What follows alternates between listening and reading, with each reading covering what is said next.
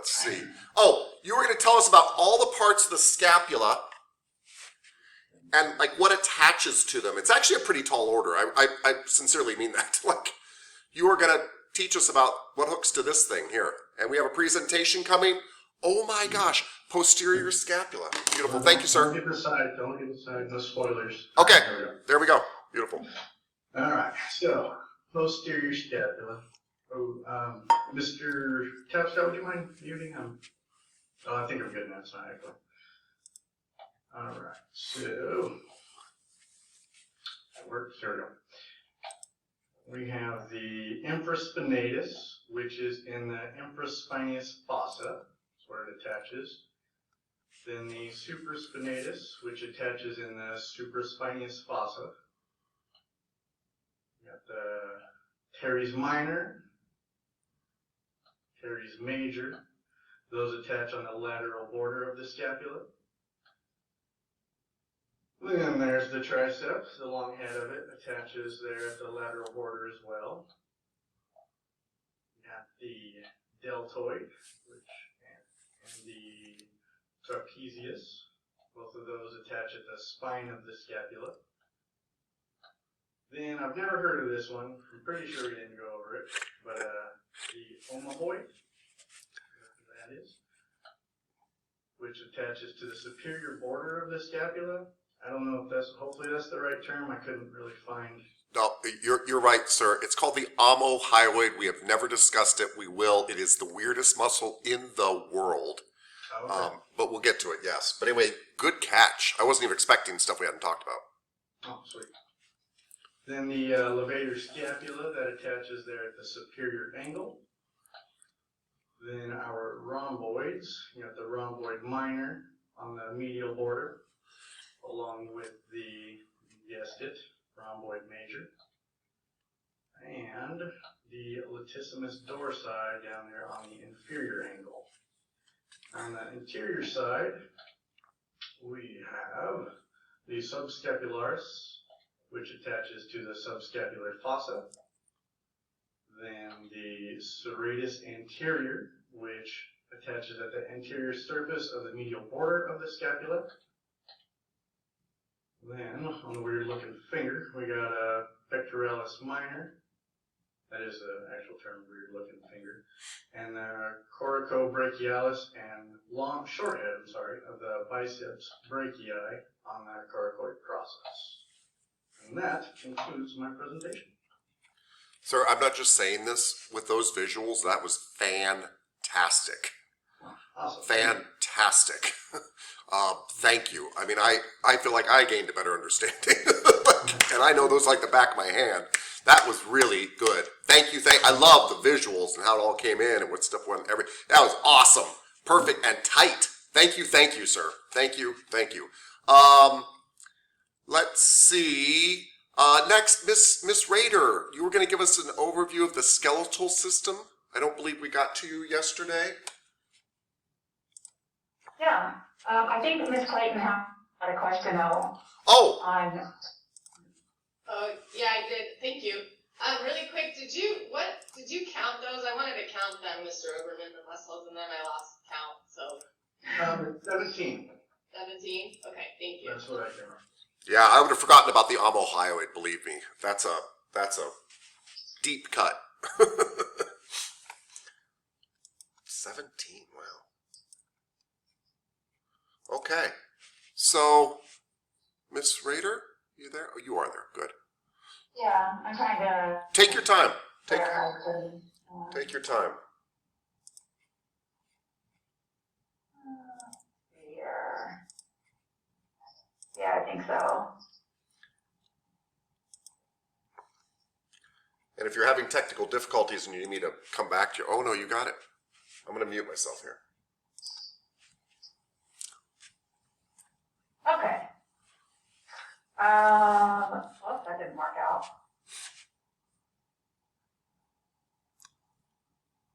Okay. All right, I think we got it. So we're talking about the skeletal system today.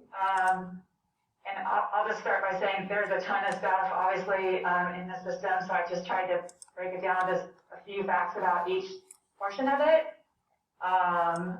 So I know there's not everything in here, but since you already reviewed it, I think we're going to be good with it.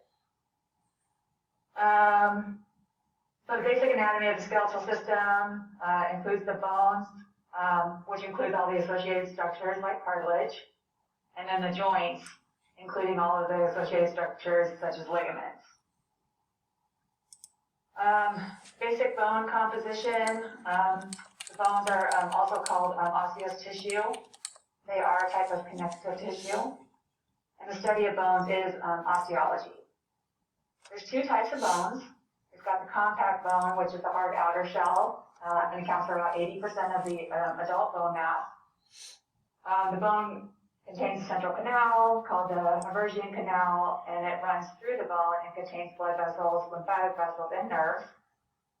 And there's the spongy bone, also called the cancellous bone, and it's lighter and less dense than the compact bone. And it's also within, inside the hard outer shell. It's made up of thin strips of trabeculae, which is arranged to provide maximum strength. It can also rearrange itself in the direction of the stress changes, so that's how it's able to absorb or be strong. There are small cavities created by the trabeculae that contain the red bone marrow, which houses blood-forming cells. Bone tissue has three types of cells. We've got osteoblasts, which are the bone-forming cells, osteoclasts, which are the bone-destroying cells, and the osteocytes, which are mature bone cells. Ossification or osteogenesis is the process of bone tissue development by osteoblasts. And ossification begins during the fetal development and actually continues into adulthood.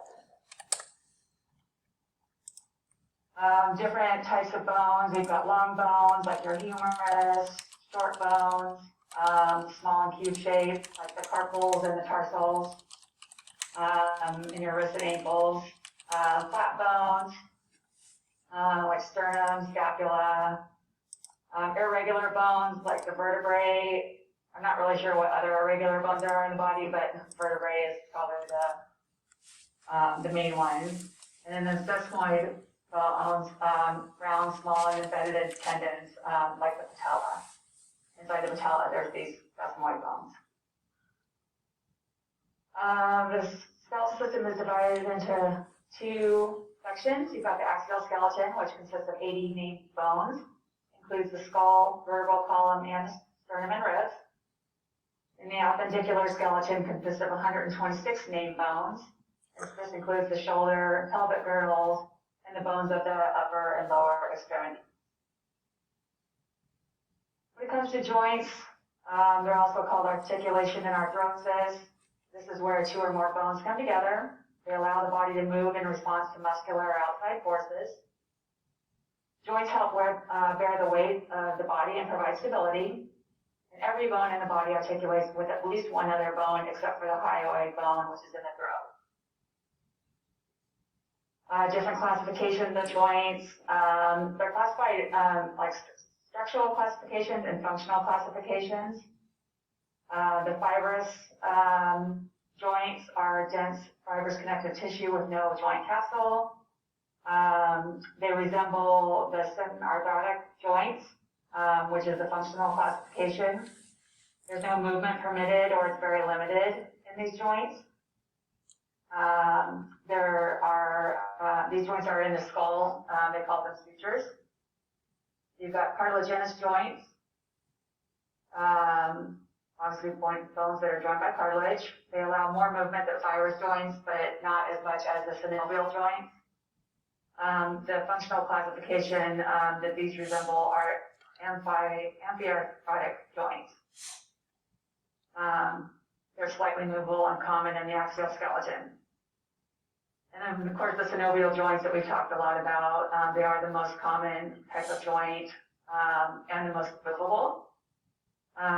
They're also, the functional classification would be diarthrotic joints, is what they're similar to. They're freely movable joints and most common in the appendicular skeleton.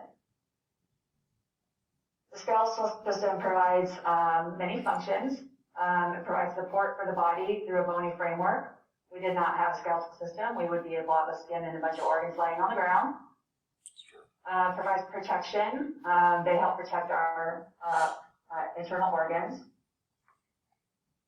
The skeletal system provides movement. Bones are attachment sites for tendons of skeletal muscles, and the movement occurs when the muscles pull on and reposition the bones during contraction. They work as levers to provide movement. Blood cell production. Blood cells are produced in the red marrow of the bones through a process called homeostasis. Yeah. Also fat storage, and the fats are stored in yellow bone marrow and released when needed. And they also store minerals, mineral compounds such as phosphorus, magnesium, sodium, calcium phosphate, and calcium carbonate. And those are also released when needed.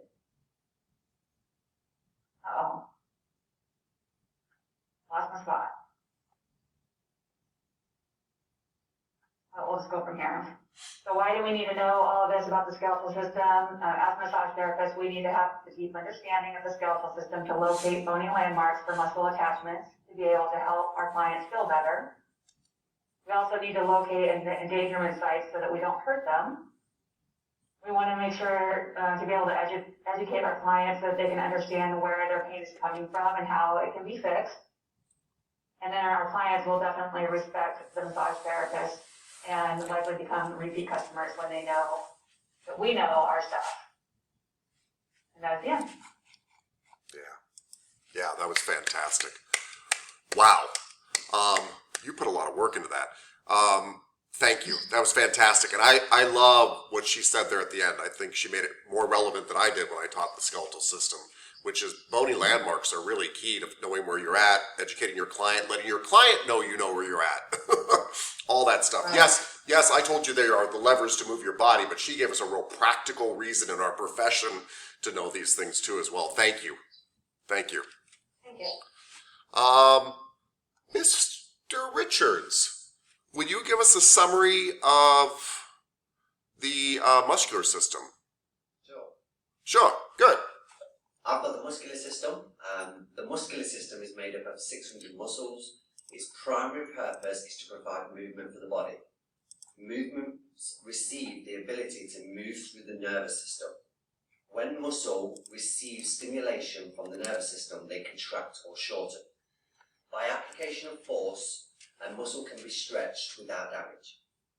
After a muscle has been extended or contracted, elasticity allows it to return to its original shape. Adaptability allows muscles to change in response to how it's used. Enlarging muscles is called hypertrophy. Muscle loss is atrophy. Atrophy. Yes, there you go. Muscle types are cardiac, which is involuntary muscles found in the heart. Smooth is also involuntary, found in organs and tubes in the body. Skeletal is voluntary, which attach the skeleton, allowing us to move. Muscle movements include adduction towards the midline, abduction away from midline, flexion, bending to decrease the angle, and extension, straightening to increase the angle. Rotation is movement around an axis. There are supportive structures to help stabilize the muscular system. Tendons, which attach muscle to bone, and fascia attach muscle to muscle. The nervous system is important to the muscular system. Although not a part of the muscular system, it provides communication to the muscles. Without this communications, muscles will not move. It causes paralysis, also known as quadriplegia. The heart is the only organ not directly dependent on the nervous system. That's it. Thank you. That was really nicely done. And I learned something. I 100% know that fascia does that, but I never thought about the fact that fascia connects muscle to muscle. It's brilliant. Thank you. Yeah. And the heart, you're right, is the one muscle that does not actually require signals from the brain to fire. Those heart muscles want to fire on their own anyway. They like to naturally beat. So that is kind of cool. So if your spine is severed, the heart keeps beating. actually. Yeah. Very cool. Thank you, sir. Well done. That leads us to Miss Savarino, who is going to tell us about the bones of the hand and forearm. We have not discussed these at all, so this is uncharted territory for her. And take it away. For real, a lot of pressure. Yeah, sorry. I'm just kidding. Good. Alright, so the radius and the ulna make up the bones of the forearm. The radius is on your thumb side and the ulna is on your pinky side. And a fun little fact is that the pronation and supination of the forearm is created by the radius pivoting around the ulna and at the proximal and distal radial ulnar joints. Like Mr. Tapscott is demonstrating beautifully. There are three groups of the bone in the hands and the wrist called the carpals, metacarpals, and the phalanges. The carpals are 8 pebble-sized bones that form 2 proximal and distal rows. And the carpals are also located distal to the flexor crease. And a good way to remember the bones, like a good acronym for it, is some lovers try positions that they cannot handle. And I'm trying to my bad, that did not work. But anywho, I was trying to show y'all the bones, the scaphoids, the lunate, the triquetrum, the pisiform, the trapezium, the trapezoid, the capitate, and the hamate. Perfect. That's them. So some lovers try position they can't handle. Mr. Tapscott told me that beautiful little acronym to remember the rows of how they go. And then the metacarpals are the long bones spanning your palm, so like the fatty part of your palm. And the metacarpal's proximal end is the base. So, like, yeah, that's the base. The shaft is the long midsection, and then the distal end is the head. And they're also deep to the muscles on the palmar side. And then the phalanges are your fingers. And, yeah, so the thumb has 2 phalanx bones and the fingers have 3. And starting at the base of your knuckles, this is the proximal, the middle, and then where your fingertips are, that's the distal ends, the heads, or whatever. And that's all I got, really. Cool. That's fantastic. I had never taught it before. I just realized like it's helpful to have it. By the way, guys, we have an entire section on this, but it doesn't come for a couple of months. And so I thought it might be good just to have an overview. Ms. Savarino, can I ask you one question? Yeah. Everything you said was correct. It was beautiful. So what would, this is the thumb here, what would I call this phalange right here? That's the distal phalange. But so is this, and this. Yeah, so the thumb is the first one, and then second, and then third. So that would be like. Oh, I didn't know that. You just said it. Oh, the second one? Yeah. So it's distal phalange number 2. Okay. Because, by the way, everybody, all of these are called phalanges. Right. And so this is actually, this is a distal phalange, that's a distal phalange, that's distal. So we have to number them, and your thumb is always number 1. So is your big toe, by the way. So this is distal phalange number 1, this is distal phalange number 2, this is distal phalange number 5. This is proximal phalange number 5. This is proximal phalange number 1. Just a way to kind of find out. So from now on, by the way, like we don't say we're number 1, we say we're number 1. This is number 2. Cool. Thank you. That was awesome. Thank you. Thank you, thank you, thank you. Ms. Carrillo, you raised your hand. So, we also call those digitals, right? So Yes. is the phalange just just narrowing it down to fingers? No, once again, you have asked a great question. Digits is like the region. So like this is my palmar region, but the bones in my palmar region are the metacarpals. This is my digital region, but the bones inside my digital region are the phalanges. So yeah, so the bones are the phalanges, but the region, we still call these our digits. And this would be digit number 1. But digit number 1 is made up of a distal and a proximal phalange. Yeah. And by the way, the muscles that go in there and the skin around it and everything, it's just the region. Just like if I talk about my abdominal region, it doesn't describe the muscles that are in there and all the other stuff that's in there. That's just the region. So digits are the region. Digits are a fancy name for fingers. Yeah. Miss Avalos, please. So when you're stationed overseas, they teach you that it's a dead giveaway that you're from America if you use your pointer finger to start with 1. And most of them start with their thumbs. So they train you when you go over there to start counting that way because everybody else is proper. And of course, the Americans, we started with number 1. So it's Very pretty weird. interesting. It's very interesting, yes. And they're using the anatomical. Yes. And it makes sense. One of these is your first finger. It's not this one. It's either the thumb or the pinky, but it's thumb, everybody. Thank you, Miss Avalos. That's beautiful. Nicely done. Okay, and thank you, by the way, Ms. Savarino, for covering something that I've never covered. That's kind of throwing you out in the deep end. I appreciate it, and you did great.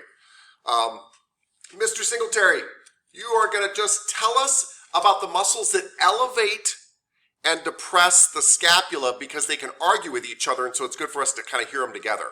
Does that make sense? It does. I was just worried that I didn't have much.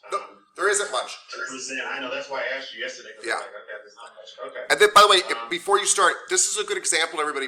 Guys, of course I want you to be well prepared and stuff, but some subjects just don't warrant a 10-minute presentation, right?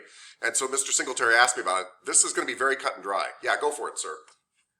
Okay, the ones that do the elevation of the trapezius, the levator scapula, and the rhomboid muscles. On the opposite of your depressions are your serratus anterior, pectoralis major and minor. And I had to think about this, the trapezius again. I had to put myself in a position. I was like, oh wait, yes, they do both. Yeah. So and that was basically it. Okay, so you meant the upper fibers of the trapezius elevate, and they can argue with the Yes. lower fibers of the trapezius because they can depress. Correct. I have one question for you, sir. You mentioned the pectoralis major. Where does that attach to the scapula? Since it moves it. Okay, hold on, I'm picturing it. Right. That is the medial border of the. I've been practicing this. It's the medial border of the. Hold on. Of your ribs, and then hold on. That's true. It attaches to the Ribs and goes over the to. ribs. No, it goes over because it goes up and over your just below your the scapular and the anticranial process. How do you pronounce the Oh, are you talking about the pec minor? the major? Okay, so the major attaches to my ribs over here and goes where over here and attaches? Over to the deltoid area.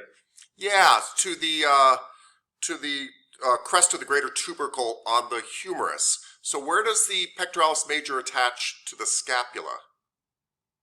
Since you mentioned that it moves the scapula. I'm trying to picture this in my head. Okay. Goes up to the medial side. Could be a trick question. I'm trying to think it through. Yeah, could be a trick question I'm asking you when I ask you where does it attach to the scapula. Okay, you got me. It doesn't.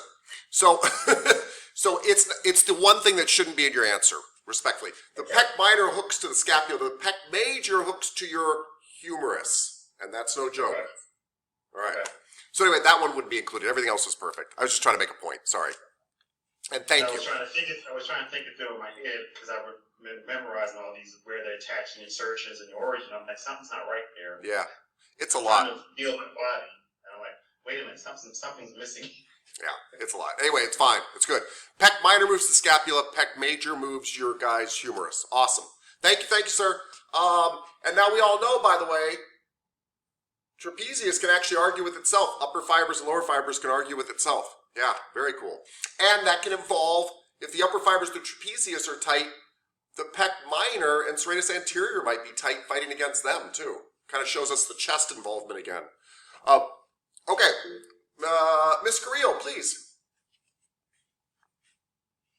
I noticed the deltoid and the trapezius, they have like 3 sections going on and arguing with each other.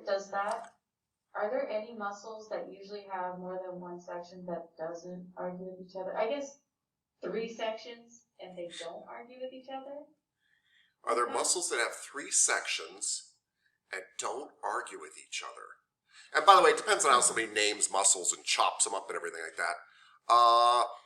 The triceps have 3 sections and don't argue with each other. Oh, that's true. Yeah. I've never thought about it before, but that's just what I pulled out. Yeah. That's about the only one I can think of. Yeah. Thank you, Ms. Correa. Mr. Snell, you were going to tell us muscles that adduct and abduct the scapula, because those muscles could argue with each other. Take it away, sir. Alright, so for the adduct, it would be the trapezius, latissimus dorsi, and the rhomboids. Okay, I'll take it. And then for abduct, it would be the serratus anterior, and then the pec minor. Yeah, you believe right, sir. That was awesome. Thank you. That's perfect. So again, by the way, guys, I'm just trying to make the point of thinking about opposites and don't just rub the shoulders when they're tight, right? Consider the pec minors and serratus anterior. Awesome. Thank you, Mr. Snell. We've just got a couple more people. Miss Stevens, you were going to tell us muscles that abduct and adduct the glenohumeral joints. We're not moving the scapula around anymore, people. We're talking about this action, right? Miss Stevens, take it away. Okay, so for the ones that abduct, we have the deltoid and the supraspinatus, and the posterior deltoid fibers, we're going to do it horizontally. And then for adduction, the anterior fibers of the deltoid horizontally adduct.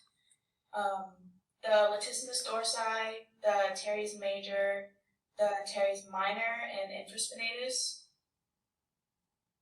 Am I doing all this wrong? No. No, okay. I'm so sorry. I'm so sorry, Miss Stevens. I'm literally trying to picture this in my head as you say it. That's all. Okay. Well, sorry. Yeah, I apologize. The pectoralis major and the upper fibers of the pectoralis major are going to horizontally adduct. The triceps brachii, the long head, and the coracobrachialis. So, we'll adduct. You mean pull down to the side? Yes. I was getting confused between horizontal adduction and adduction. I didn't even think about throwing in horizontal adduction and abduction. That's why I had to start thinking what you were saying. So, muscles that pull my arms down, which is adduct the glenohumeral joint, would be latissimus dorsi, teres major, and teres minor, because they grab out to the side there, right? Long head of the tricep, lower fibers of the pecs. Yeah, good. And the ones that abduct tend to be your deltoid, right? Yeah, and the supraspinatus. And the supraspinatus. Oh my God, thank you so much. And the supraspinatus. Those guys work together all the time. Thank you. Awesome. Well done. Thank you. I'm sorry for making faces. I was just trying to process my little head there. Mr. Overman, please. So, just a little curious because I've been trying to figure out like the things that argue, right? Because I think I told you the other day my wife had a crick in her neck. Yeah. I found her supraspinatus was really tight, so I wanted to get the opposites, so that abducts, I wanted to get the things that abduct, because maybe they're arguing. And I'm just like curious, because like how can you get the lower pectoralis major on females without breaking? Yeah, when they're not your wife. Yeah, I got it. Like if I want to help somebody with that, how can I do that, or can we just not? Well, to some extent you can't. There is some stuff you just can't reach, right? But my trick has always been to bring the pecs to me. And here's what I mean by that. If I start heading this way, I'm going to run into to breast tissue. But if I pull the arm out this way, you know what has to come with that arm is the pecs. And so I love to do pin and stretch stuff here where I actually grab the anterior axillary border and I pull the pecs through my hand. And that way I'm not touching breast tissue and I'm actually pulling the pec through my hand, which loosens it up. Am I hitting the entire pec? No. No, I'm not. But I'm hitting enough of it that it really works really, really well. You can have clients do things too, like literally have the sheet covered over them, a towel here. They can hold their breast back here and you can get the insertions along their sternum. And there's nothing wrong with that, but I'm always, and I've done it before, but I always make sure I have a really good reason for asking anybody to do anything. For one thing, just where they even have to participate because they'd rather just lay there, and where I'm working around sensitive stuff. I always just want to make sure I have a good reason. I've never had a problem with it. I've never had a client have a problem with it, but I'm not going to ask. I have to be like, I am positive it's a pec major. We've got to get to every last spot of it before I start making them do that kind of stuff. But you could. That way you could have them do this. You could get into their sternum here. You could get all the attachments in the lower pec there, and then you could do the pin and stretch here, and you'd get almost all of it out there. So you could basically hit the whole thing. Yeah. Yeah, and thank you for asking. Those are kind of the sensitive stuff we have to work around. Yeah. I make sure, by the way, in all of my massage that there's a reason for whatever I'm doing, because I find that the client kind of knows there's a reason for whatever I'm doing. It makes them feel good. You know, like if I'm rubbing your glutes, it's because I am loosening them up. Like I'm not just doing it by happenstance or whatever. Everything has a reason, and they can tell when you're digging in there and stuff. You got a reason. That helps too. Okay, let's see, Miss Steven. Mr. Thornton, you were going to tell us muscles that flex and extend the glenohumeral joint. Okay, so the muscles that flex the glenohumeral joints are basically the upper limb anterior in the sagittal plane. The usual range of motion is about 180 degrees. Okay. So what muscle does that though? Allows me to flex my glenohumeral joint. I want to say the latissimus dorsi muscle.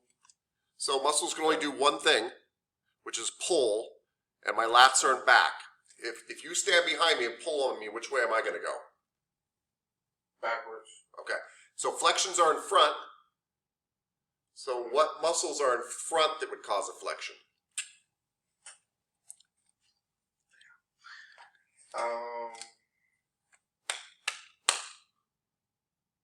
What is it?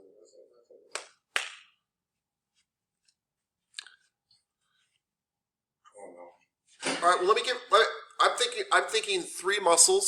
Let me give you some clues. So I got an upside down triangle in the shape of a delta here. What do you call that muscle? Upside down triangle, shape of a delta. Can you see me right now?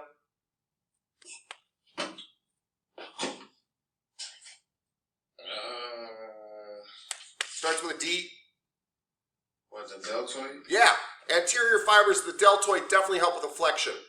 Also, I've got a huge muscle here that some of the fibers go up and some go down. Huge fiber muscle here. Pectoralis. Pectoralis major, the upper fibers, by the way, because they reach down low and they help pull up my arm too. As it says, the teres major and the pectoralis major. I don't know why the teres. No, not the teres major, but pectoralis major, anterior deltoid, and there's a muscle that attaches to my coracoid process and my brachia called my coracobrachialis that does too.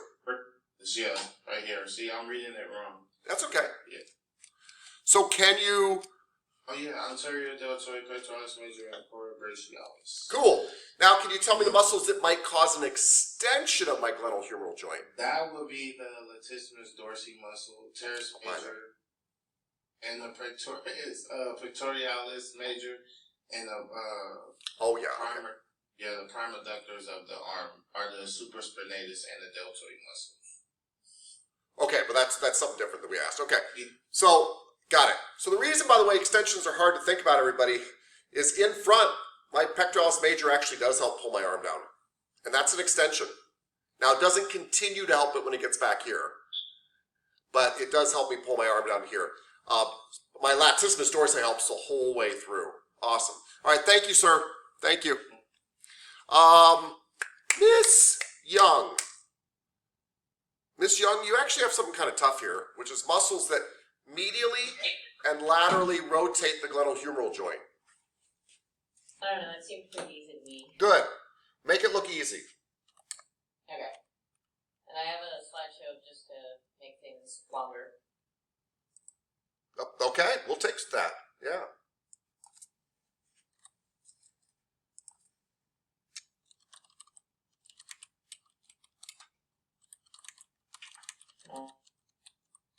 That's gotta go with it.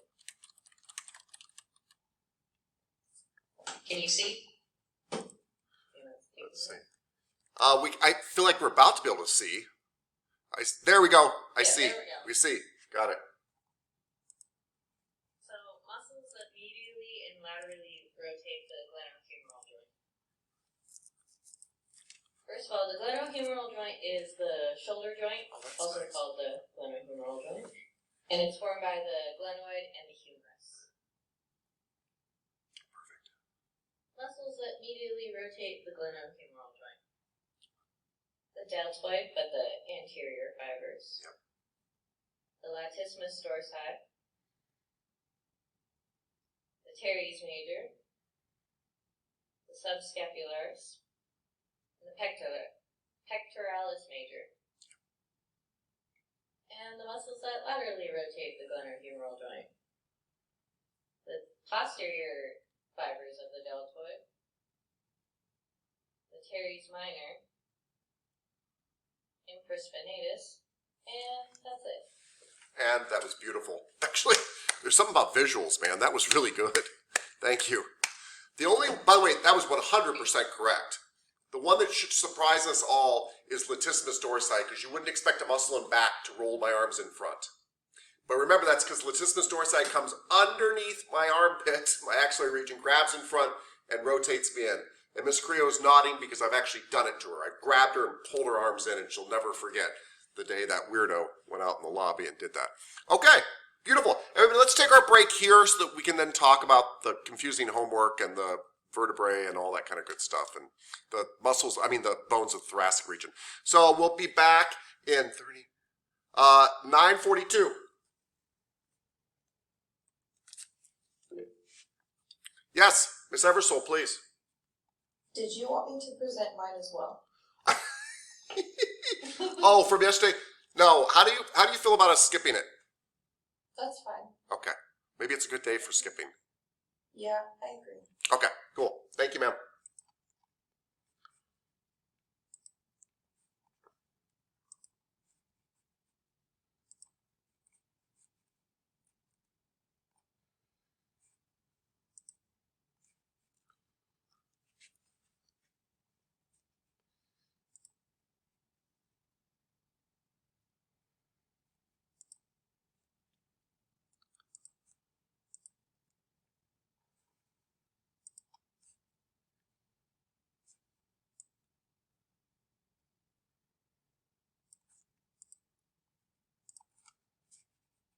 So, should we discuss last night's homework, since it seemed to give people headaches and things like that?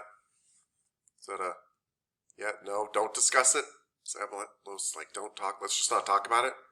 Should we just brush it under the rug? Is that better too? Yeah, just forget about it? Okay. I'm assuming you're joking, but maybe you're not. Maybe you're like, don't. Shut the hell up. Just say it. We have that kind of relationship. You can tell me that now. I don't actually remember last night's homework. I have to look at it. Let me see really quick here. Anybody want to read me last night's homework and tell me why it was so difficult, or what caught them up, or something? Mr. Richards, please. It was more of the spine and thorax section where you have to read the story and then I try and answer the questions underneath. Yeah. And we've not covered at all called the multifidus.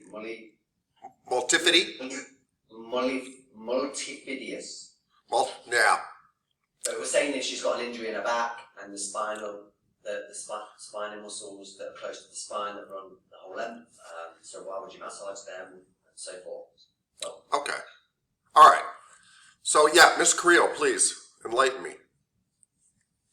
I do have the questions here, but I was thinking maybe this was more difficult because we usually get this homework like for the weekend. Oh, good and we point. have time to read the material versus we got this for just one night and it's a whole chapter. Yeah, I got you. I feel you.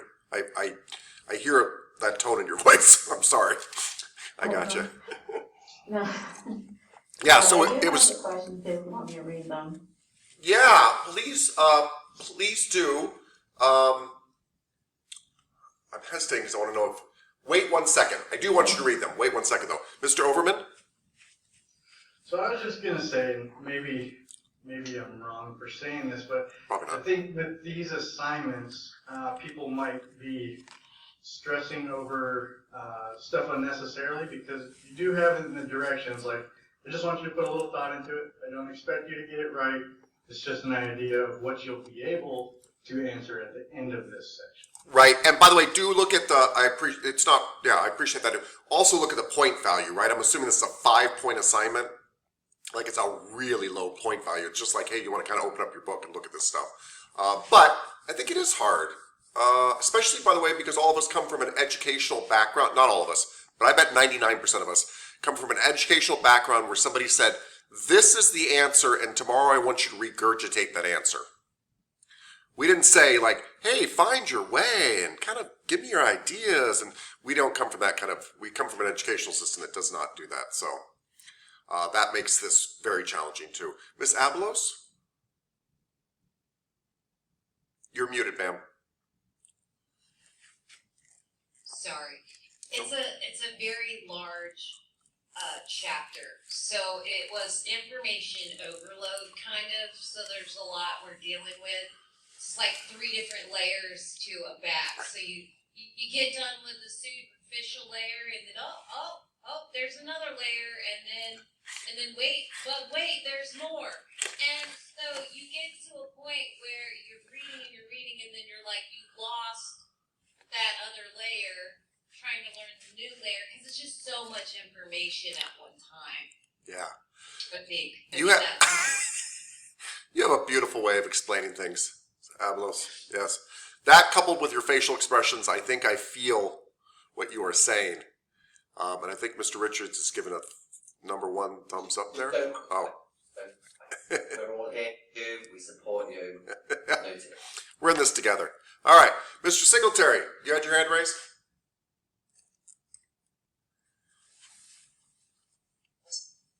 Yes, I was concurring with Ms. Abelos. It was just information on top of more information on top of information on top of more information. Oh, and by the way, what are your opinions about this? A lot of it to me was a lot of guessing game. Sure. I hope this is the way we're supposed to go. Yeah. So I wasn't sure. So yeah, I agree. I got you. Thank you, sir. Thank you. That makes sense to me. Ms. Carrillo, please.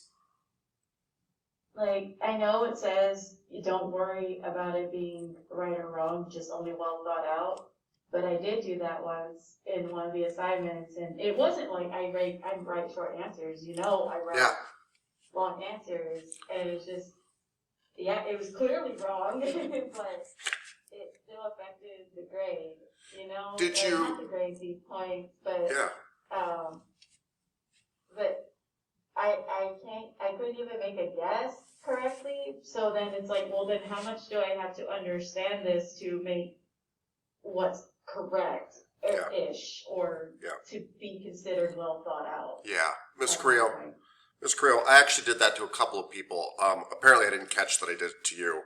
I take full responsibility, but a couple of people came back to me and said, hey, Mr. Tapscott, you said just well thought out. I gave you well thought out and then you took points off. Shame on you. And I went back and fixed it. So I need to do that with you. So I apologize. I made that mistake with other people too, and they just Called me on it. Anyway, That's so right. I just it's just like, where's the, I guess the. What you did is well thought out enough. I'm the one who's in the wrong on this. I'm the one who's in the wrong on this. So I apologize because I've now made you skittish. So in the future, I will not do that though. Okay? So yes, you're definitely right. It's not like you were lacking effort in your homework assignments. Yeah. So I apologize. I'm wrong and you're right. And I know you weren't trying to be right, but I just want to be very clear that that's my, I said one thing and I did another, which teachers and leaders should not do. So, and this is why. So I apologize.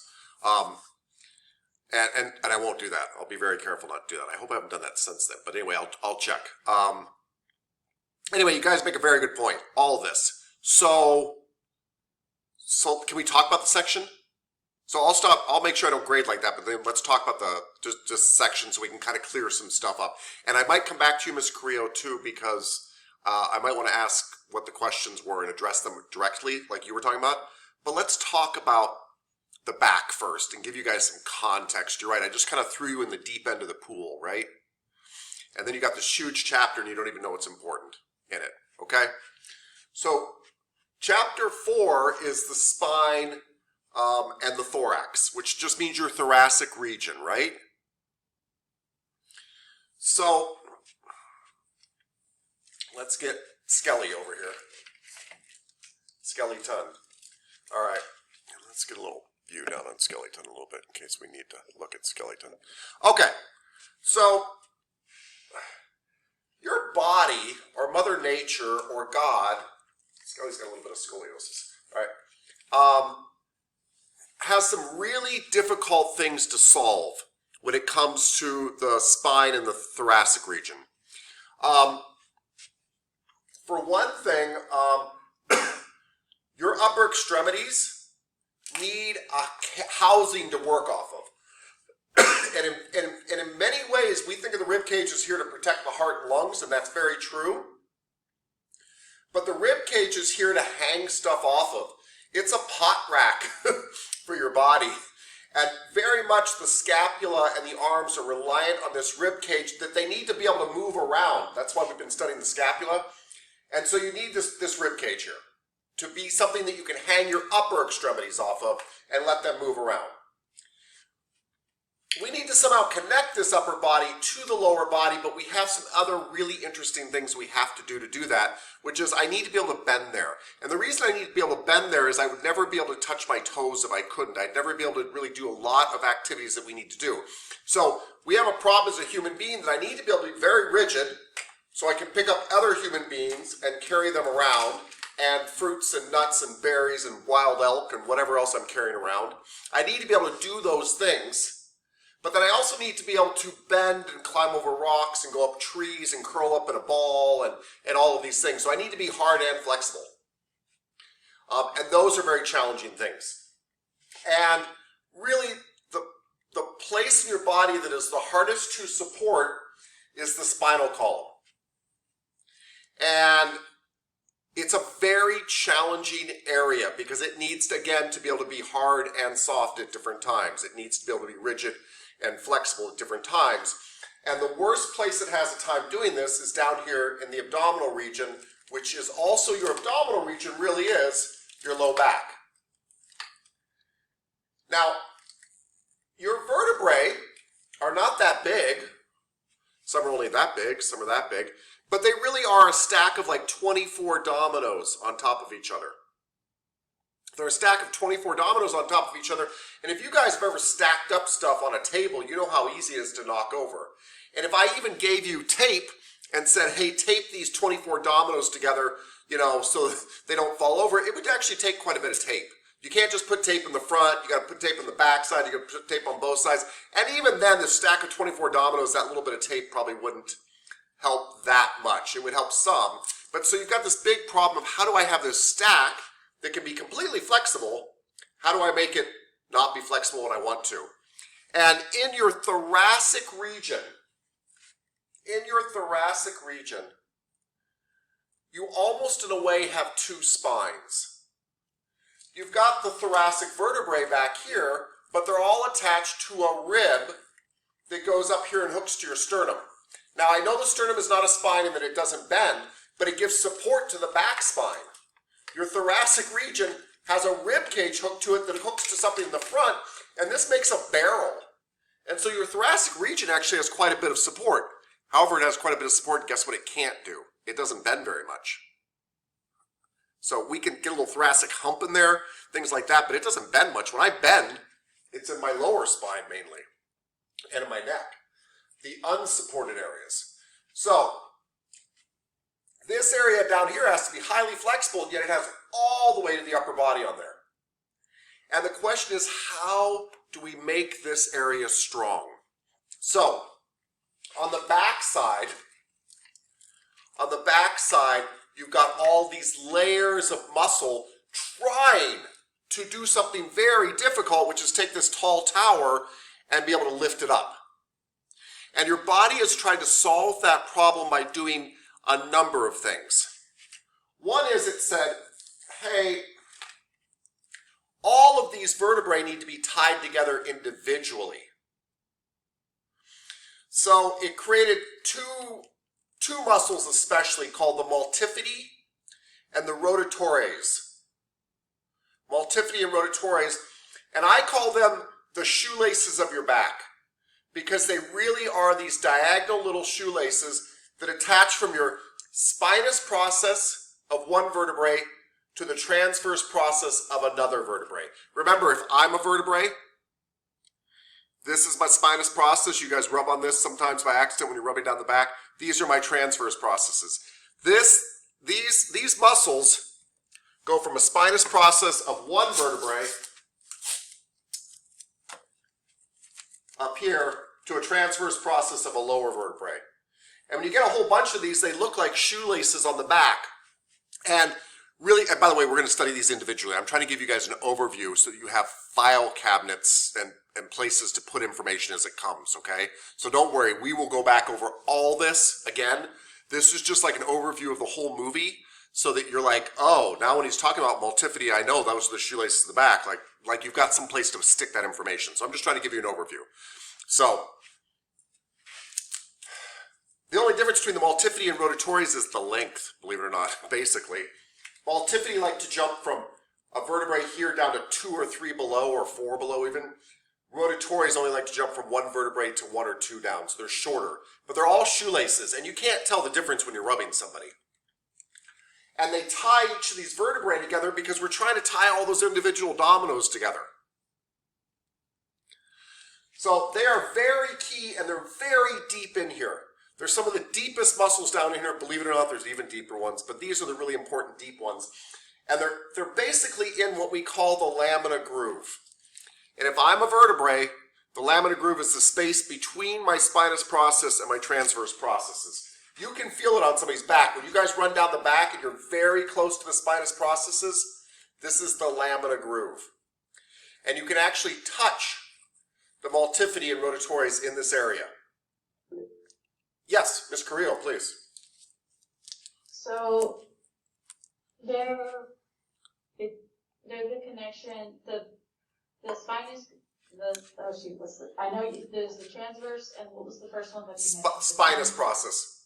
So the spinous ones, those are the ones that's poking more forward, and then when we get to the transverse, that's when they go like this way. Yes. So you guys have all felt spinous processes for sure.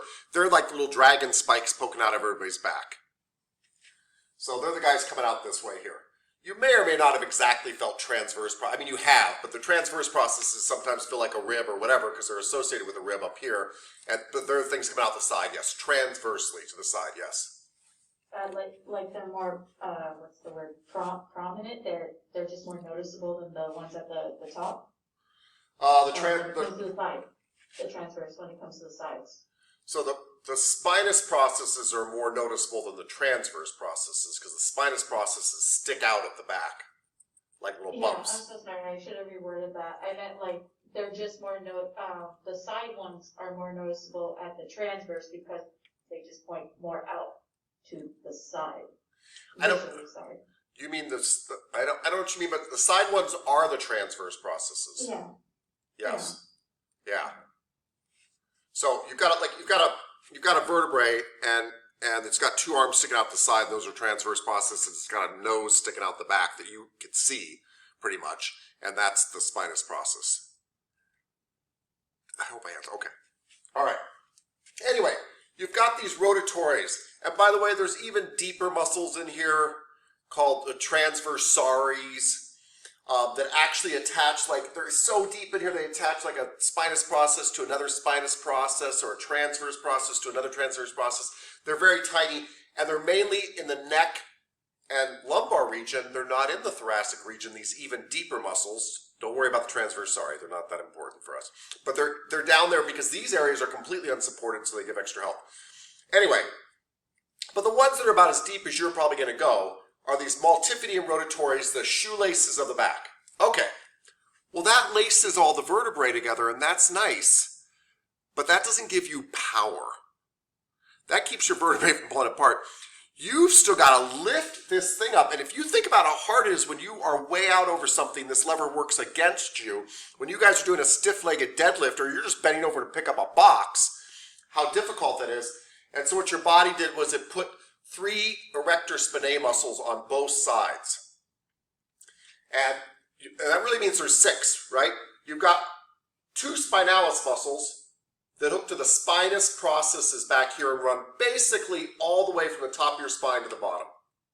Now your book doesn't say it this simply, it'll say all sorts of confusing stuff I'll explain, but basically it attaches to the spinous processes, the noses, all the way down on both sides. And actually to get to the multifidum rotatories, you actually have to pull it aside a little bit and wiggle your fingers down in here, because the spinalis is in your way. It is a more superficial layer. Next to the spinalis is the longissimus. It actually goes from your head, from your mastoid process, your temporal bone, all the way down to your butt. But it's a little bit more lateral. And then you've got something called the iliocostalis, which attaches to the crest of the ilium. It's really wide out here. And costals are your ribs. Iliocostalis is your rib hip muscles. And it grabs on all up here too. So now you've got this powerful back muscles, three powerful back muscles on each side, and then these shoelace muscles underneath them. And that's what gives integrity to the back side of your back. There's some other stuff there, by the way. There's by the way, a ligament that runs all the way down your back and all sorts of other stuff to keep your stuff together. Yes, Miss Avalos. So one of the questions was the multifidi muscle. How would you help her if she injured her multifidi, and I might be saying that wrong, I'm not down with it yet, but muscles, how would it be stretching? I mean, would you stretch that to help it? Or you can. So it helps in an extension. So if she does a flexion, it will stretch it. If she bends forward, it will stretch it. And you actually can wiggle your fingers down in between the spinous processes and the spinalis and get in here in the longissimus and actually get into the lamina groove and rub it directly. One of the main things that I assumed, and I could be wrong, was that you're supposed to stay away from directly on the spine and doing work on the spine, and that sounds like you have to get into the spine to do that work. Is that permitted, or takes a specialist, or is it something or something I could do? You could probably do it, but You are being way too kind. You can do it. And I'm so glad you said this. It didn't even occur to me to tell you guys this. You're right. It's a myth that you're supposed to stay away from the spine. And here's why, by the way, everybody's freaked out about the spine, because we've heard of spinal cord injuries and things like that. But those are traumatic, hardcore, bad, nasty things. It's actually hard for you guys to mess up a spine unless you rapidly rotate it. Rapidly rotating somebody's neck or something like that can do major damage. But it's almost impossible to do damage pressing on somebody. So if you press on their spinous processes, they're going to yell at you and they're going to get a bruise. That's it. If you hit their spinous processes with an elbow, they're going to yell at you and they're going to get a bruise. But you can work on the spine. You actually want to work really close to the spinous processes quite often. I don't mean you don't want to work out here until you do. But you're very safe. Your spinal cord is actually inside the spine, inside this bone. And so you'll even get clients that have a herniated disc and they're like, don't get near my spine. Like you'll hit that disc. You won't. You can't. You can't do it. You'd have to kill them first. You have to break bone to get in there. So don't be afraid of the spine. Do be afraid to rapidly accelerate the spine. We're not chiropractors. But don't be afraid to push in here. That is actually a myth, and you can do it. Now, I have clients sometimes come in and say, I've got a herniated disc, don't touch this area. And I respect that. But to be honest with you, over time, I start to try to work into that area slowly and see if I can kind of get away with it. But it's very safe. This is all safe. The problem we worry about when you work close to the spine is you start hitting the spinous processes and it's uncomfortable. And we want you like a millimeter from them. But it's not dangerous. Not dangerous at all. Mr. Singletary. What would you recommend as the best type of technique to use around that area? Effleurage or pressure? Well, yes, effleurage is great. And by the way, when you're elbowing somebody's back, if you're really good with your elbow, you can kind of get it right in this lamina groove. But I also like taking my fingers for this one and actually wiggling them in here to get the long muscles out of the way, the spinalis longissimus, and get into the rotatories right in there. And I will do that with my fingers. Yeah. And it's amazing. I feel like somebody had that done to them here. And then talk about how amazing it was. Like maybe Miss Young had done it and gotten into that, like into the spine, maybe. I don't know. Miss Carrillo. So we can just do small detailed work near the spine. It's not, we just don't use the knuckles or the broad stuff that you could easily lose control because those still hurt anyways, but it's just your thumbs and your digits that's for the detail work when it comes to being close to the spine. Yeah. I mean, by the way, your thought process is perfect. If you're getting really close, I guess you might just be using your fingers, but you'll get good enough that you can get your elbow really close to the spine too. Yeah. But you're right. On some people, I can't use an elbow. They're too tiny and there's whatever. But and I do like use my fingers here. But no, you can even use elbows there. You really can. Yeah. Yeah. I mean, your thought process is correct. It's a tiny area, and if you're getting really tight in there, you almost have to use your fingers. But don't be afraid to get your elbows near her. I mean, I want the sensation when I'm going down your back that I'm almost hitting your spinous processes on the side. Almost. I'd like to run down there and do that. Yeah. I think I'm going to need to come into lab, do some elbowing exercises with you guys. Yeah. Okay. So, we've got the shoelaces in the back, lacing everything together. They give a lot of integrity to tying all the other vertebrae together. There's loads of these shoelaces going back and forth. That's the multifidi and the rotatories. Then we've got the 3 spinal erectors on each side. Spinalis longissimus iliocostalis. Spinalis longissimus iliocostalis. Tying the whole back together. That helps the back side. That helps me pull back.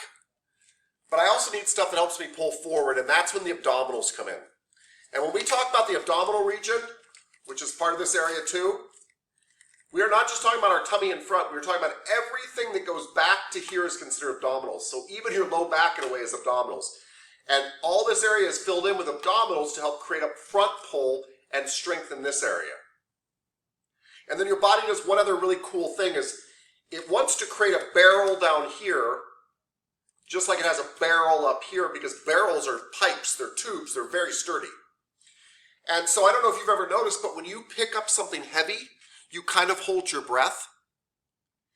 And what you are doing, believe it or not, is your abdominals are actually pulling in. You don't even have to think about this. Your abdominals are pulling in and you're actually pushing air out and you're making your stomach tight. And when you do that, you create a temporary rib cage down here. You create a temporary barrel that's actually quite solid. And it helps to support your back. That's why people are like, abdominals make a strong back. And it's like, that doesn't make any sense. They're up here. They do though. Because they can create a very powerful wall here. And you actually push pressure inside this area while it pulls pressure in from the outside. And it creates this really strong tube down here to help support the low back again. Because it can't be all done with the spinal erectors. So tummies are very important too. Yes. And of course, I didn't mention all the other little muscles like between your ribs and all sorts of other stuff that we're going to get to. But that's the big stuff about how a back supports itself, if that makes sense. And so I hope that gives you at least a little bit of an overview And let's talk about the questions in the homework, and then I'll actually talk about specific stuff in the back. Specific bones in the back. So what were the questions, Ms. Carrillo? First question was, if the tissue's pain were right along the spine in the lumbar region and was increased when you palpated the soft tissues in this region, what tissues might be the cause of this pain? Got it. Okay. So annoying, but so they just want us to list the muscles that might be in the lumbar region, right? And so we already know the multifidi and rotatories are down there. We also know in that same lumbar region, the spinalis goes all the way down, the longissimus goes all the way down, the iliocostalis goes all the way down. The one thing that people forget about that's down there that's really interesting is you have an abdominal muscle in your lower back. And it's called the quadratus lumborum. And it is actually right here, like this, and it's in your low back. And it looks kind of like my hands. And it hooks your lower ribs to your hips. And it's an abdominal muscle because it's part of your abdominal region. They actually call it the deepest abdominal muscle because from the front, in anatomical position, it's the deepest. But you guys touch it all the time when you're massaging without realizing it. And that, too, is down there. So those are the ones I would list. Mr. Richards? I kind of answered it in the question 2, what the answer was asking for. So I just used that as an example, rather than listing loads. Sure. Kind of used the next question as the answer. Okay, cool. Cool. Miss Rader? I have a question about, so I know it's not a muscle, but the aponeurosis, The thoracolumbar aponeurosis. And just for everybody's help, it means thoracic with lumbar. Thoro-co with lumbar. Thoracolumbar aponeurosis is all throughout here. And by the way, that's the confusing part, is people are like, well, where does this muscle end and where does it start? A lot of these muscles actually weave right into the thoracolumbar aponeurosis.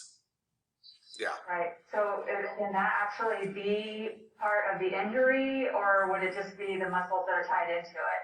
No, it can most definitely be part of the injury. And so you're absolutely right. I should always, like, if we're discussing low back, anything back here, we should always be saying thoracolumbar aponeurosis. You're absolutely right. And that could be part of it. And it's really hard to tell where one stops, the other one begins. You know what I mean? It all weaves it there. And it, by the way, that's an oversight on my part. It is the non-muscular thing that gives a lot of integrity to your low back. It is, you've actually got a thoracolumbar aponeurosis, an abdominal aponeurosis, and a lot of your abdominal muscles tie them all together to make you very strong. Yeah, super important. Yes. What was the next question, Miss Correa? What happens to the right side quadratus lumborum when you bend to the left?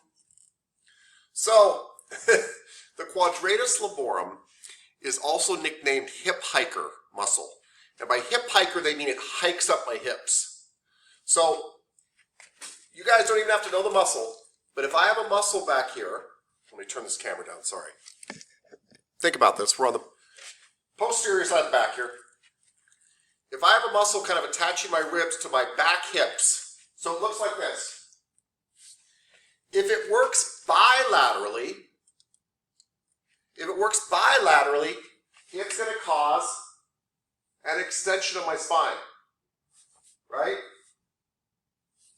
If it works unilaterally, it either lifts this hip up or pulls my body over to that side. So, if the quadratus lumborum pulls this way, well, they're bending to their left, the one on the right lengthens. It lengthens. And they're just trying to see if you kind of understand those dynamics, right? Mr. Overman, please. Would that only curve your upper body, or could it lift one of your hips higher than one of the sides of your hips higher than the other? Yeah, yes, both, right? Oh. Yeah, so, and that's really important. So you really want to imagine just a guy floating in space. And I'll explain why in a second to answer your question. But if you imagine the skeleton is just floating in a weightless gravity, and the quadratus lumborum contracts, do the hips come to the ribs or the ribs come to the hips? Yes. The answer is yes. it doesn't matter. He's floating in gravity. The ribs and the hips come next to each other. So in a non-gravity world, the same thing is true. This muscle contracts. My ribs are going to get close to my hips. And there's two ways they can do that. My hips can come up to my ribs, or my ribs can come over to my hips. You see me doing different stuff, but the action's the same. The two attachments get closer to each other every time. Now, we can describe that as a lateral flexion or an elevation of the hip, depending on which one is doing it in a world of gravity. But they both mean this. They both mean them coming together. I can't do a lateral flexion without my ribs getting closer to my hips. I can't elevate my hip without my hip getting closer to my ribs. Yeah. So I always kind of imagine them floating out in space because really the point is the two endpoints come together. It's like the pull up and the pull down thing. Either way, this arm gets closer to my body. Either way, I adduct. But one way I'm bringing the origin up to the insertion, the other way I'm bringing the insertion down to the origin. Same thing though. Okay, next question, Ms. Carrillo. If some of the muscles of the erector spinae group were particularly tight as a result of this accident, how could Patricia stretch them? So, those muscles are responsible for extensions of the spine. Right? That's what they do. And so, anytime you want to stretch a muscle, you do the opposite of its action.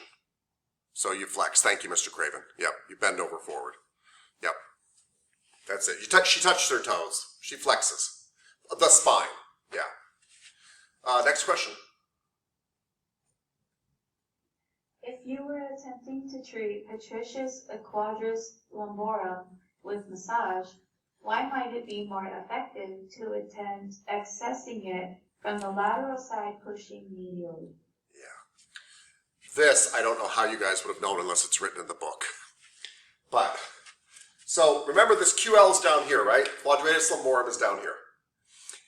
Even though it is considered a very deep muscle, that's because from the front you'd have to go through a whole lot of, you'd have to kill them to get to it. From the back, it's actually quite superficial. It can be touched. And it looks like a hand almost. It looks like a square, kind of like this. Well, we also don't want to push really hard in here. I mean, there's kidneys and stuff back here. By the way, you can push really hard by the spine, ironically. If you're really close to the spine, you can push quite hard. I put an elbow with about 200 pounds of force in Miss Savarino right here. And she just smiled. She's a little crazy, but she smiled. So, but the quadratus lumborum is like this thin muscle right here. And it's really helpful to reach across the body, hook it, and stretch it. So I actually, that way I don't have to go in deep. I come from like the soft tissue of your belly here, and you'll actually feel yourself hook this muscle, and I pull it medially, and that lets me stretch it and rub it without pushing into it. So it's a great muscle for hooking motions. And you just grab over here and you'll be like, oh, there's something there. That's the quadratus lumborum. And then you can pull it and stretch it and stuff without digging into the back there, kind of in that sensitive area. And I don't know how you guys would know that. So I apologize. Yeah. Ms. Carrillo, please. So what you're saying is it's because it's very thin. That's why it's a more effective way to have it be laterally side pushing medially. So yes. So well, yeah, but actually, thank you for asking me to clarify because you're right. It's thin, and I feel like pressing into like trying to rub somebody's abdominals sometimes doesn't, like, they give so much that it's hard to rub them in a way. So yeah, because it's thin, and because I don't want to apply lots of pressure to it, because then I'm pressing into their organs from back here, and so it's a lot easier to catch that. It's like flank steak. It's a lot easier to catch that little flank steak from the side, yes, and do that. Thank you for making me clarify that a little bit. Mr. Richards. It did in the book say if you do it from a sideline position, it allows, it's the same as the breast tissue, it goes to one side. It's the same thing, the abdominal moves downwards so you can get in there a bit easier. It is true, your organs do shift around in your body, and if you lay on your side, they are going to move away from the side that's up. You're right. And it gives you great access from the side, yes. But you can have them do this when they're prone, face down prone. It works really well too. But yes, that's true. Yeah. Was that all the questions, or were there more in that? Was that number 5? There's one more. Okay. All right. Number 5. If it appeared that the multifidi were involved in Patricia's pain complaint, why might you want to continue treatment through the full length of the spine all the way over the top of the sacrum? All right, this is a question that actually has nothing to do with treating this person's problem. They're trying to make a point about the multifidi. So I said that there was a difference between the multifidi and the rotatories. They both look the same, by the way. It's very hard to tell them apart.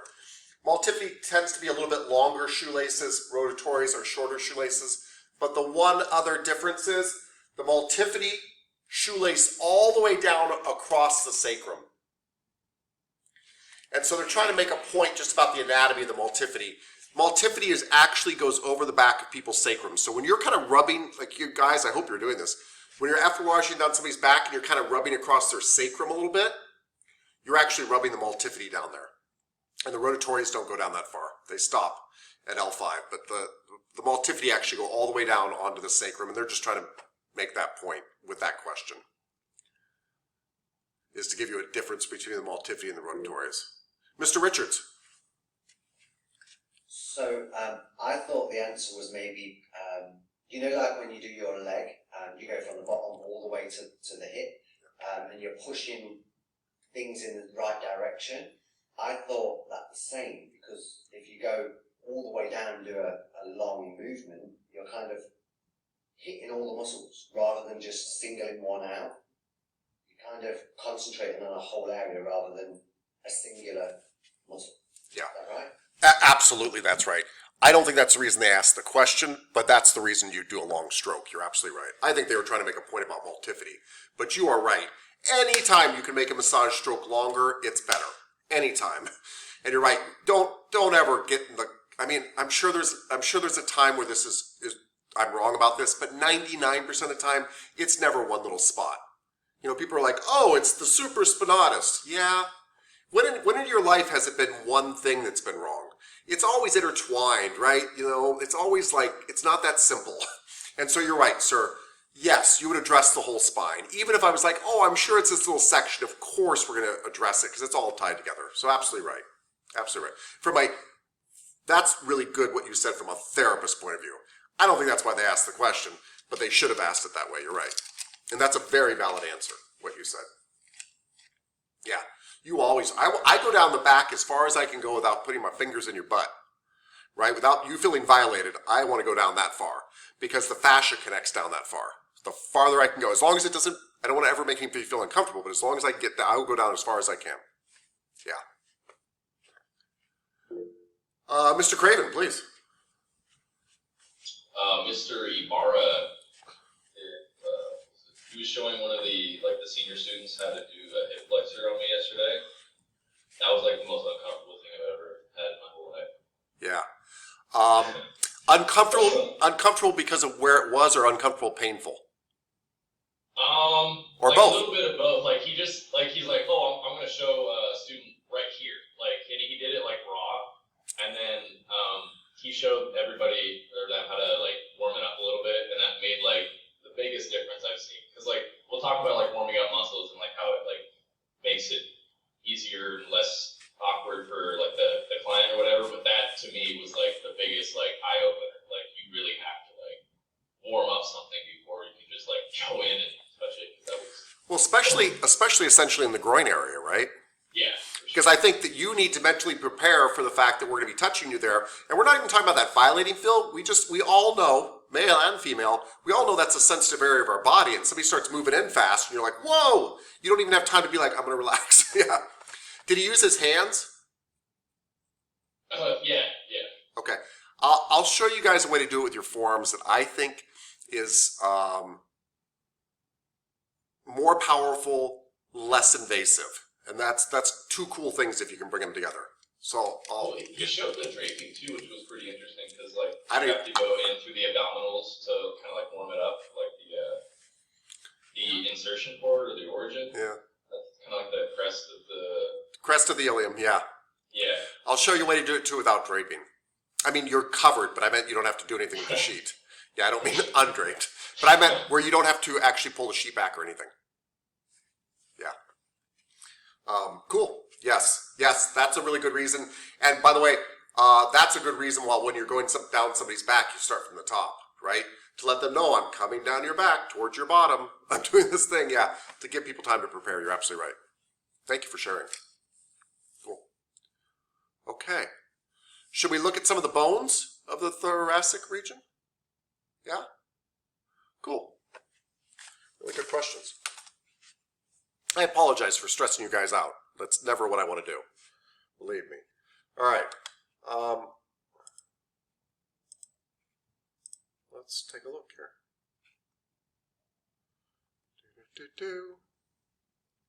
Okay. This is not a very good picture, but you can actually see what, well, these aren't really multifidi even. Let's get to a better picture.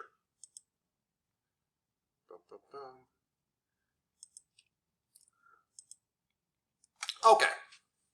So some of this stuff you will know already. By the way, we're going to talk about individual vertebra on Monday. Maybe today if we have time.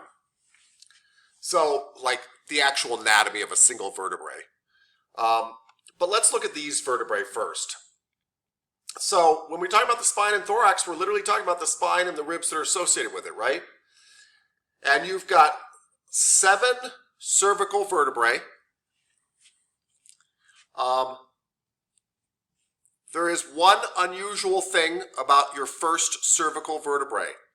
It is the only vertebrae on your body that does not have a spinous process. You can see the transverse processes here, but believe it or not, it doesn't have a spinous process sticking out in back. Anybody want to guess why you don't have a spinous process on C1? Miss Hendrickson, please. Because it's connecting to the skull instead of the spine on the upper part. Yeah, I mean, it is connecting the skull. But I don't think that's quite the answer. Not what I'm looking for. Yeah. Well, yeah, not what I'm looking for. Sorry, ma'am. Mr. Overman. Would it restrict you from extending your neck as far? Yes, sir. That's exactly right. Your head would literally bend back and hit the spinous process.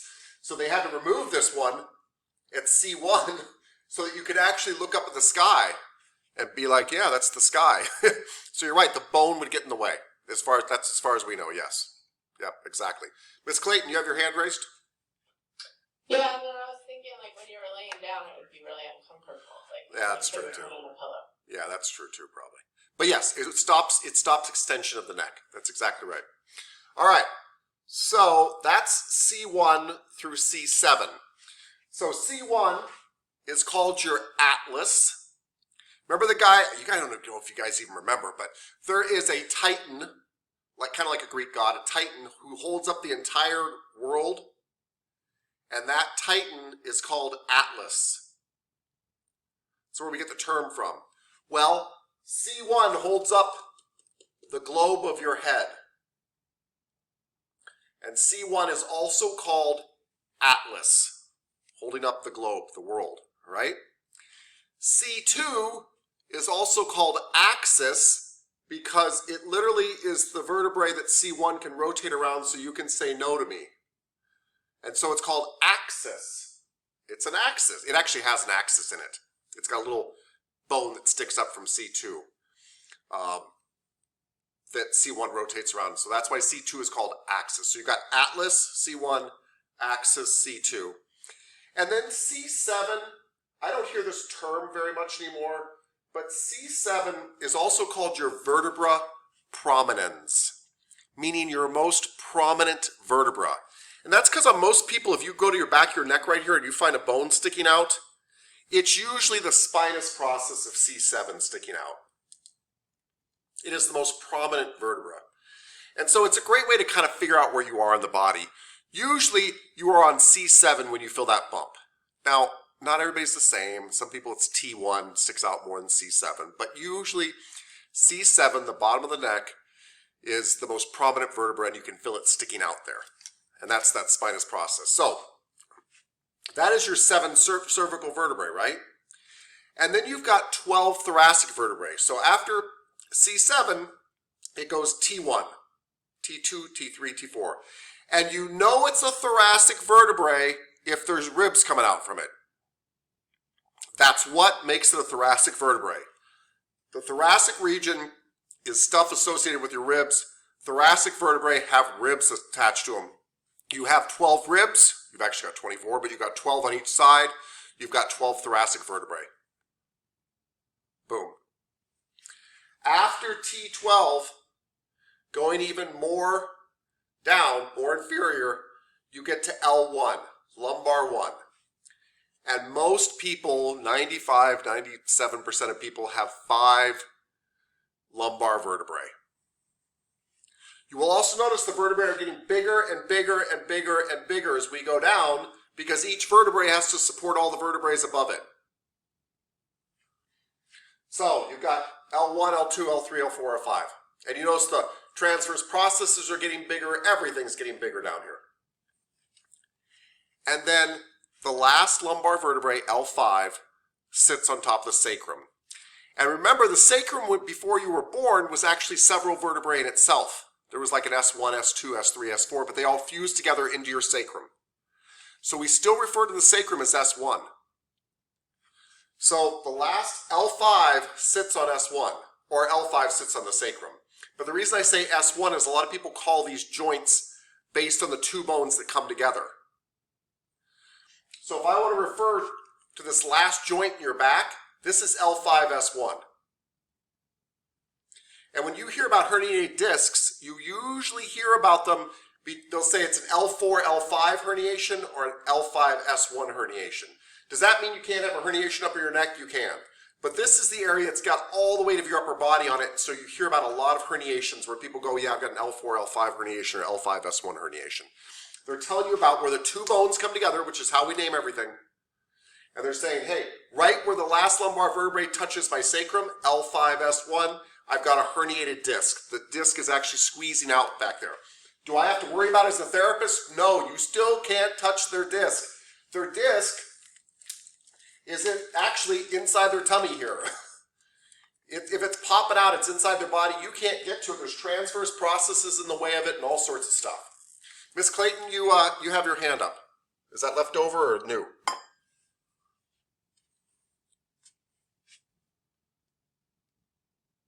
It was left over, sorry. Okay, nope, don't be sorry. Miss Hendrickson, you have your hand up? Yeah, so just to clarify, if you have a herniation, it'll always go forward into the abdominal cavity, not out back. Yeah, let me see if I can show you something here. Let's see here. You can't see it really well from this skeleton, but the bodies of the vertebrae here, the bones, this is where the discs are. And they can pop out to the side, but they can't get out. They can't get out backwards. They can't. Oh, okay, I see. And the problem, and the problem is they pop out to the side and they hit on these hit on these nerve plexes that come out from the side. Mm-hmm. But they can't. You can't touch them. If you could touch a herniated disc, this person's got bigger problems. Like if it's that bad, they're probably. Well, they're definitely unconscious from the pain. They're probably dead because it would just be a mess. You can't touch it. Now, I'm not saying you can't upset it. Like some people are so sensitive down there, and then you go poking around, and it causes the muscles to tighten up, and the muscles pull on the herniated disc, and that hurts them. But you're not damaging the disc. And you can stretch them and hurt them because that can move the spine around by the disc, right? So you might want to be careful stretching. But you can't press hard enough to get to the disc. Even with your elbow, you'd have to break bits of the spine off. Like, I don't think it can be done. It definitely couldn't be done if you guys are going slow. It just cannot be done, period. Cannot be done. Again, sometimes you have to avoid it because it freaks people out. Once somebody's hurt their low back, they don't want anybody touching it, but they want it fixed. So sometimes that's tricky. But it is not dangerous. It is not dangerous. And shockingly, everybody, this is something to remember as a massage therapist. Strangely enough, especially in the low back, the closer I am to the spine, the safer it is. Because out here, there's nothing stopping me from going into your kidneys and your organs. Here, there's spinous processes and stuff stopping me. So if you're really close to the spine, you can put an elbow in down here. It's fun. Good times. Good times. Mr. Ma.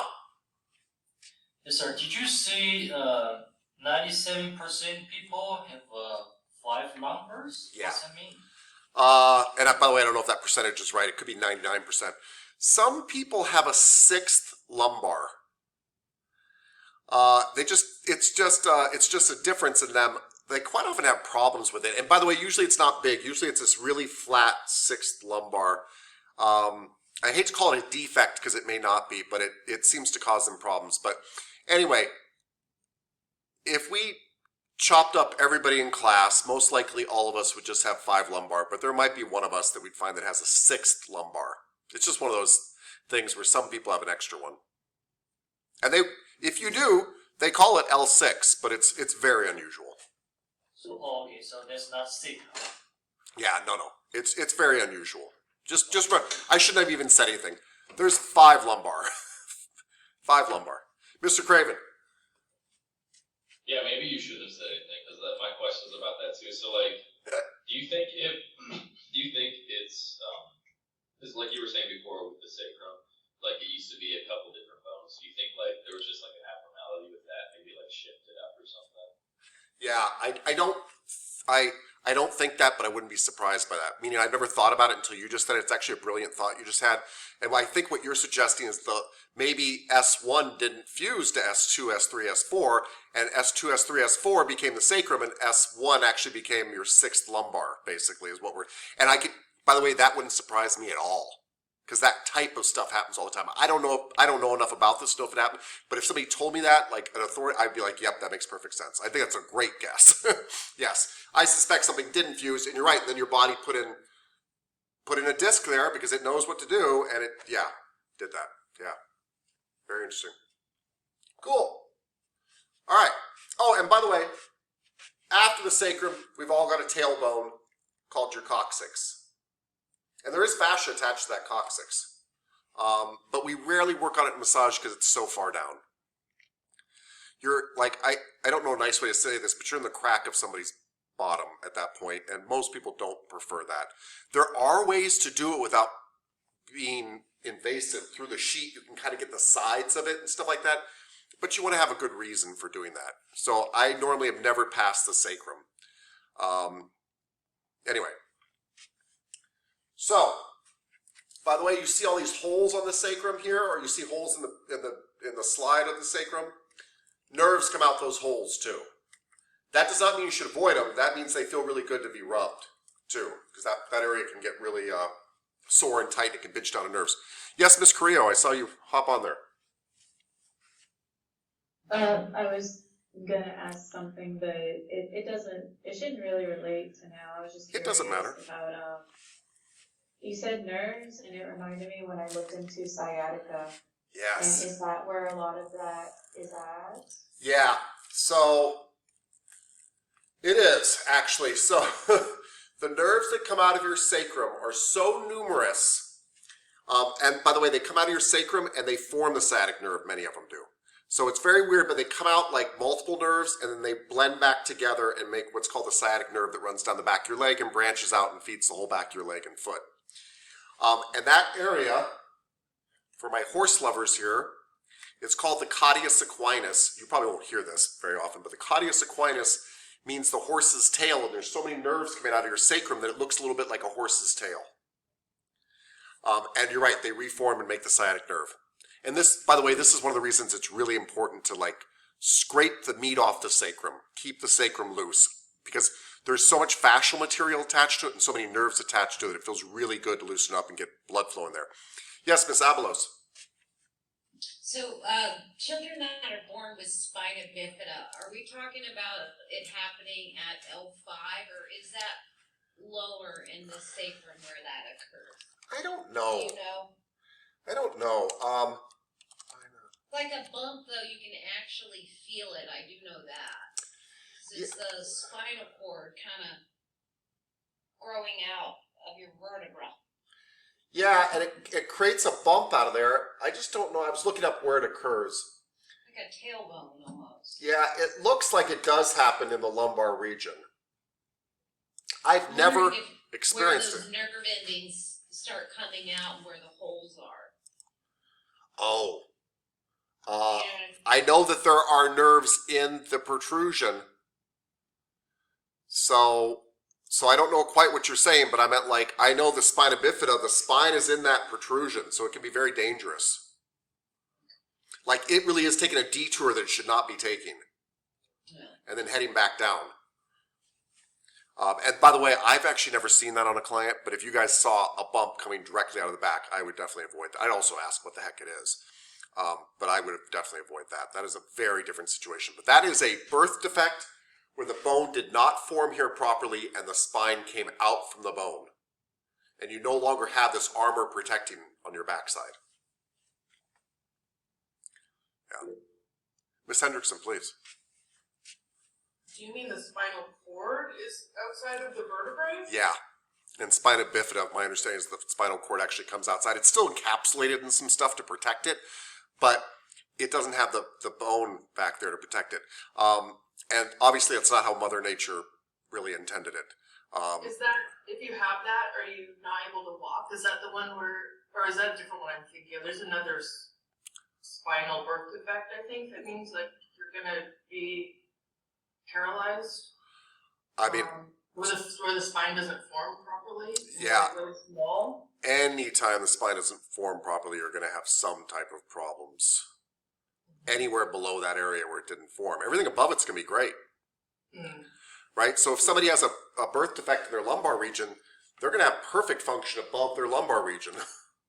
Because now your spine, and their arms and everything, but once you get below, they're going to have all sorts of problems. Miss Avalos, you're going to comment? Yeah, they have like really weak legs, Yeah. weak bladders. Yeah. And so they can walk still, but not very far, and they kind of have chronic pain from it too. Yeah, makes sense. Their wiring's being pinched off, so you're right. They just don't have that kind of control. Yeah.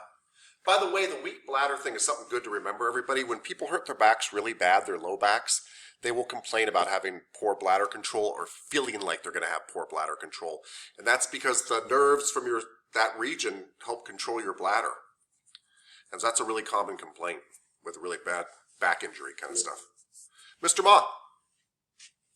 Sir, my question is still about the lumbar. Yeah. So for myself, I think my lumbar L3 probably is not in the same line with the other lumbars. I mean, it's kind of come out, kind of curve. So it is because when I was younger, starting the school, I'm not sitting in very good position. So after long years, it's just it's kind of a curve. So is there anything I can do right now to correct that? You might be able to. You might. I mean, for one thing, we want to loosen up and massage, but then you'd want to bend against the curve and see if it would start to slowly go back in, because it's not truly out. It's just off a little bit. And it's possible to recorrect. I'd love to see your back. Maybe I'll come look at your back today. And by the way, not like I'm like super qualified to tell you how to move your vertebrae around, but I'd like to see how far out it is and see what we could think about it. But yes, short answer is stretching and massage could correct that, in theory. Yeah, for sure. Okay. So that's an overview of kind of like, bones of the thoracic and lumbar region, right? So we've got your 24, sorry, I meant to say thoracic and spine and thoracic region. You've got 24 vertebrae and 12 ribs and a sternum, really, that attach those 12 ribs in front. Now, of course, all of these things have names, and that gets confusing a little bit. But let's talk about some of the names up here in the rib cage and such. What we think of as your sternum is your sternum, but it's actually divided into 3 parts. So when I say sternum, it means this entire chest plate here. But we can further break the sternum down into the superior part here that's called the manubrium. And the manubrium even has a little notch in it called the jugular notch, and I'm touching mine right now. You can all touch yours. Right here, there's a little notch, and that's the top of your sternum, but the top part of your sternum is called your manubrium, And this is your jugular notch. It's a little notch between your two clavicle here, and you're touching it. And here's your manubrium. And then here's your sternum. And if you go down low, there's a little bone poking out here. It should be kind of sensitive. Might be poking out, might be poking in, but it's a little bone down here at the bottom of your sternum. And that's called the xiphoid process. So all of it really is the sternum. But if we want to get nitpicky, it's manubrium, body of the sternum, xiphoid process. So if we want to get really picky, it's manubrium, body of sternum, xiphoid process. They call this the sternal, oh shoot, no they don't. They call this the sternal angle right here because right at that point on your body, the sternum angles back. It's really hard to see, but right here the sternum's coming up and it angles back even further. So there is a little joint, believe it or not, a fibrous joint between the body of the sternum and the manubrium. And of course we call that fibrous joint the sternal manubrial joint. Don't worry about that very much. You're not going to use that very often, but that just kind of explains the sternum. And then of course we've got the ribs. And the ribs all attach to your sternum via cartilage. And you want them to attach to your sternum via cartilage because that's why we can go press at each other's ribs and they bounce instead of break. In fact, on very old people, when they do CPR on them, sometimes the ribs crack because all that cartilage has hardened. And so it cracks, they don't bounce very well. But on all you guys, it bounces. And this, these joints between the cartilage and the sternum are called sternal costal joints. The joints between the ribs and this cartilage is called costal chondral joints. Costal means ribs. So, and chondral is cartilage. So it's rib cartilage joints or sternum rib joints. Why they didn't, well, anyway, they mixed those names up a little bit. But the point is, costals are ribs. And all your costals hook to your sternum via cartilage. And that's what gives them flexibility. We're going to talk about how ribs are, well, let's talk about it right now, actually. Just since we're looking at this picture, you've got 12 thoracic vertebrae, which means you have 12 ribs, right, on each side. If you will notice, the first 7 ribs, 1, 2, 3, 4, 5, 6, and 7, have its own cartilage attaching it directly to the sternum. Ribs 8, 9, and 10 attach to the cartilage of rib 7. That's not such a big deal, but it has something to do with how the ribs are named. The first 7 ribs are also called your true ribs. By the way, they're all true. But they call them your true ribs because they have a true direct connection to your sternum. 1, 2, 3, 4, 5, 6, 7 has its own cartilage going to the rib, to the sternum, and that's why they call them true ribs. 8, 9, and 10 are called false ribs. They're not false, but they actually, their cartilage connects to the cartilage of number 7. So 8, 9, and 10 actually connects to the cartilage number 7, and for whatever reason they decided to call them false ribs. And then, by the way, we can't see in this picture, but ribs 11 and 12 don't connect at all to the sternum. Ribs 11 and 12 in back here just float around. They don't, I mean, they're attached to your vertebrae, but they don't hook in front, and they're called floating ribs. So you've got 7 true ribs, 3 more false ribs, and 2 floating ribs. And we will do this again because we're actually going to go over ribs on Monday. But I just thought I'd kind of give you a preview of coming attractions. So your true ribs have a true direct connection to your sternum. Your false ribs have a connection to your 7th rib and then to the sternum. And your floating ribs only connect to the spine. They don't connect to the sternum. They're just in back. They're not truly floating, but they're in back and they don't wrap around to the front. And they don't connect to the sternum at all. And they're called floating ribs. Cool? All right. And the last thing I want to point out here, is this extremely important joint down here where the sacrum meets the iliac bone. Remember, your hips are made out of 3 different bones, and they're all fused together, but we still refer to it as the 3 different bones. And this big part of the bone up here is called your ilium, and this is the ilium here, and so this is the sacroiliac joint. The sacroiliac joint is extremely important structurally speaking because your entire upper body is connected to your entire lower body by this one joint. Now, you've got other muscular connections and fascial connections. You would be lost without them. But the only bone-to-bone connection from your upper body to your lower body is through the sacroiliac joint. If you guys have ever had that deep ache deep down in your sacrum, kind of on the sides of your sacrum, that's all the tension coming from your upper body off to the sides of your lower body. And they're going through the sacroiliac joint. And we will talk about accessing that joint too and trying to make it better.